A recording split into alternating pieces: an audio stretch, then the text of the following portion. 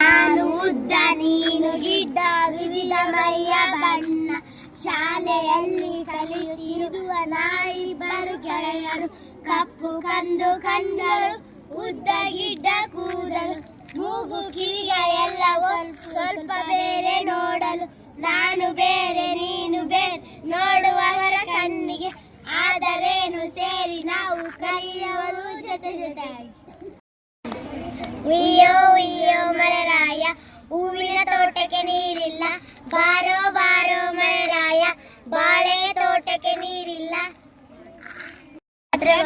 ಜಾತ್ರೆಗೆ ಹೋಗಿದೆ ಏನ್ ತಂದೆ ಕತ್ತರಿ ತಂದೆ ಜಾತ್ರೆಗೆ ಹೋಗಿದೆ ಏನ್ ತಂದೆ ಗಂಟೆ ತಂದೆ ಜಾತ್ರೆಗೆ ಹೋಗಿದೆ ಏನ್ ತಂದೆ ಸೈಕಲ್ ತಂದೆ ಜಾತ್ರೆಗೆ ಹೋಗಿದೆ ಏನ್ ತಂದೆ ಸರ ತಂದೆ ಜಾತ್ರೆಗೆ ಹೋಗಿದೆ ಏನ್ ತಂದೆ ಡಬ್ಬ ತಂದೆ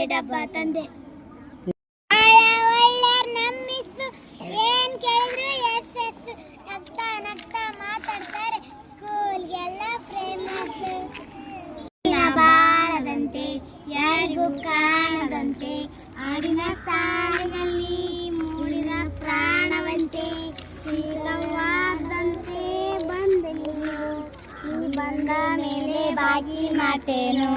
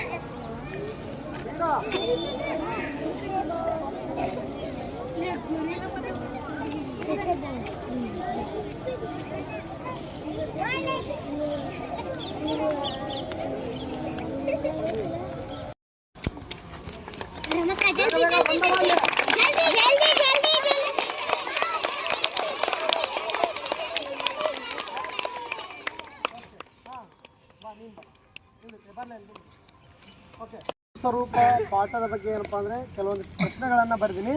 ಆ ಪ್ರಶ್ನೆಗಳಿಗೆ ಉತ್ತರವನ್ನು ಇಲ್ಲಿ ನಾ ಈ ಚೀಟಿಯಲ್ಲಿ ಏನು ಮಾಡಿನಪ್ಪ ಅಂದರೆ ಚೀಟಿಯಲ್ಲಿ ಬರೆದು ಬಾಕ್ಸಲ್ಲಿ ಹಾಕೀನಿ. ನೀವು ಬರಬೇಕು, ಇಲ್ಲರ ಒಂದು ಆಳಿ ತಗೋಬೇಕು, ಅದು ಯಾವ ಪ್ರಶ್ನೆ ಇತ್ತು ಅದಕ್ಕೆ ಉತ್ತರ ಹೇಳ್ಬೇಕು. ಹೌದಾ? ಹಾಂ, ಬರೀ ಯಾರು ಬರ್ತೀರಿ ಫಸ್ಟ್?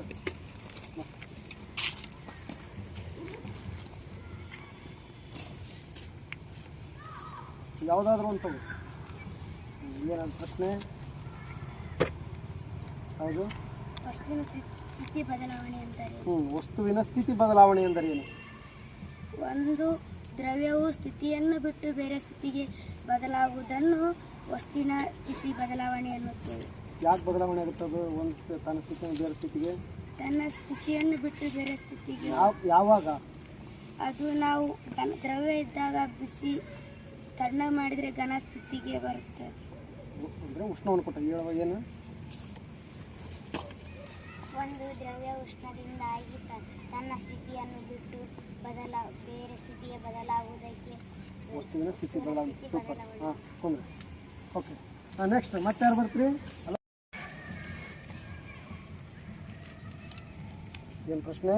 ಸಾಂದ್ರತೆ ಅಂತಾರಾಷ್ಟ್ರೀಯ ಮಾನ ಯಾವುದು? ಹಾಂ ಸಾಂದ್ರತೆ ಅಂತಾರಾಷ್ಟ್ರೀಯ ಮಾನ ಯಾವುದಪ್ಪ? ಕಿಲೋಗ್ರಾಮ್ ಅಥವಾ ಕ್ಯೂಬಿಕ್ ಮೀಟರ್. ಏನು? ಕಿಲೋಗ್ರಾಮ್ ಅಥವಾ ಕ್ಯೂಬಿಕ್ ಮೀಟರ್. ಓಕೆ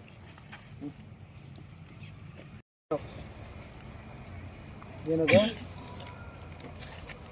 ದ್ರವದ ಸ್ಥಿತಿಗಳು ಯಾವುವು? ದ್ರವ್ಯದ ಸ್ಥಿತಿಗಳು ಯಾವ್ಯಾವು? ಘನ, ಅನಿಲ, ದ್ರವ. ಅಂದರೆ ಸೀರಿಯಲ್ ನಂಬರ್ ಕ್ರಮಾನುಗತವಾಗಿ ಹೇಳ್ಬೇಕು ಅವನ.